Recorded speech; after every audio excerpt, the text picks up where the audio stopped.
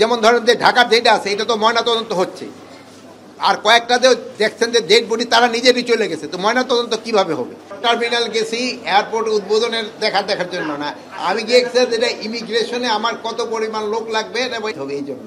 আরেকটা জিনিস হলো কে কি বলে গেছে আমি এটা বলতে পারবো না, এই জন্য তো আমি বললাম যেটা কবে উদ্বোধন হবে আমি বলতে পারি না, যেটা আমি জানি না ওইটা আমি বলবো না।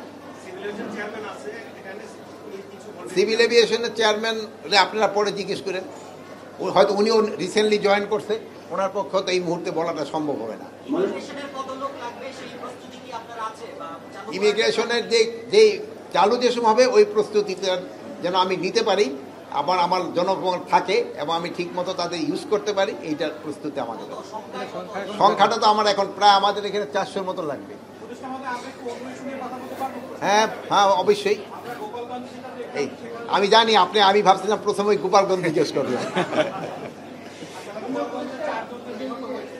4 জন না 5 জন নিহত হয়েছে। শোনেন, আমি এই জন্য প্রথম আপনাদের আমি একটা ধন্যবাদ দেই যে ওখানে এই পুরা ঘটনাটা যারা লাইভ করছে, আমি এই জন্য যারা লাইভ করছে এবং জীবন বাজি রেখে যারা লাইভ করছে সেই সাংবাদিক ভাই এবং বোনদের আমি আমার অন্তঃস্থল থেকে ধন্যবাদ জানাই। যেহেতু আপনারা এটা লাইভ করছেন যারা, তাদের মনে হয় এই ধরনের প্রশ্নগুলি থাকবে না, আর যারা লাইভ করে না ওই জায়গায় ছিলেন না তাদের বহু ধরনের প্রশ্ন হয়। এই জন্য আমি আপনাদের অনুরোধ করব, আপনাদের চ্যানেলগুলি যদিও অনেক সময় একটু রিস্ক হয়, সাংবাদিকের চাকরিরও একটু রিস্ক, আমিও হয়তো একসময় সাংবাদিকতা করছি, চাকরির একটু রিস্ক, তারপরে এই যদি আপনারা লাইভ করেন অনেক প্রশ্নের উত্তর ওখানেই পাওয়া যায় এবং সঠিক উত্তরটা পাওয়া যায়। তা না হলে ওই স্পেকুলেশন, আমরা এসি রুমে বসে বসে অনেক কিছু স্পেকুলেট করতে থাকি, অনেকে অনেক কথা বলতে থাকে। যদি লাইভ করে সবচেয়ে ভালো, যারা এটা লাইভ করছে আমি তাদের ধন্যবাদ জানাই। ভবিষ্যতে যে আমাদের সাংবাদিকতাতে কতটা উন্নতি হয়েছে এটা কিন্তু এই লাইভে দেখা হয়েছে, প্লাস আমাদের সাংবাদিকেরা যে কত সাহস এটাও তারা কিন্তু এই গোপালগঞ্জে প্রমাণ করছে।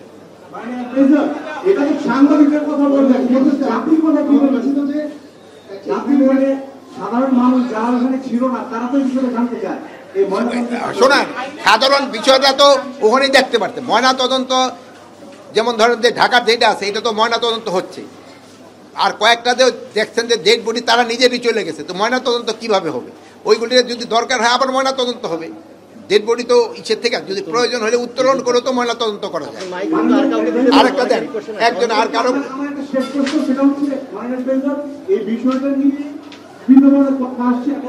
আপনার যে গোয়েন্দার যে বিষয়টা সেই বিষয়টা আপনার প্রেক্ষিতে গোয়েন্দার ব্যর্থতার বিষয়টি অনেক বড় করে আসছে। আমার প্রশ্ন হচ্ছে এই গোপালগঞ্জের ঘটনায় এক কথায় দায়টা আপনি কাকে দিবেন? শোনেন, এটা ব্যাপারে একটা কমিটি গ্রহণ করা হয়েছে, এই কমিটিতেই নির্ধারণ করবে এটা কার দায়। জানেন একটা হাই পাওয়ার কমিটি করা হয়েছে যেটা আপনারাই প্রচার করছেন, আপনারা কিন্তু সব খবর জানেন, শুধু আমার মুখ দেওয়া অনেকটা বাইর করতে চান, কিন্তু আপনারা জানেন ওইটা কিন্তু একটা কমিটি করা হয়েছে। কমিটি আপনাদের যে বের হবে ওইটা আবার দেখবেন যে আপনারা জানবেন, ওই কমিটির যে রিকমেন্ডেশন ওইভাবেই ব্যবস্থা নেওয়া হবে। আপনারা ভালো থাকেন, দোয়া করি। আল্লাহ হাফেজ।